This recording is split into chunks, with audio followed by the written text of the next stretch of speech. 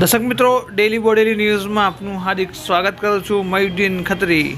દર્શક મિત્રો, વાત કરીશું ગુજરાતમાં દારૂબંધીનો કડક કાયદો હોવા છતાં પણ બુટલેગરો દ્વારા વિવિધ કિમિયાઓ અપનાવી દારૂનો છે તો વેપલો ચલાવવામાં આવતો હોય છે અને દારૂની હેરાફેરી કરવામાં આવતી હોય છે. ત્યારે છોટાઉદેપુર એલસીબી પોલીસે ડાંગરના કટ્ટાની આડમાં લઈ જવાતો વિદેશી દારૂ ઝડપી લીધો છે. રંગપુર નાકા પાસેથી ઝડપી લીધો છે. છોટાઉદેપુર એલસીબી પોલીસને બાતમી મળી હતી કે એક ટાટા ટ્રકમાં વિદેશી દારૂની હેરાફેરી થઈ રહી છે. બાતમીના આધારે રંગપુર નાકા પરથી છોટાઉદેપુર એલસીબી પોલીસે ઝડપી લીધો છે. જે પ્રકારે તમે જોઈ રહ્યા છો કે કેટલાક કટ્ટા છે, કટ્ટાની નીચે કાર્ટૂનની અંદર દારૂની હેરાફેરી કરાઈ રહી હતી. પોલીસે ઝડપી લીધો છે. ટ્રકનો રજિસ્ટર નંબર છે GJ09Y5307. ટ્રકની અંદર તપાસ કરતા ડાંગરના કટ્ટા નીચેથી વિદેશી દારૂનો જથ્થો મળી આવ્યો હતો.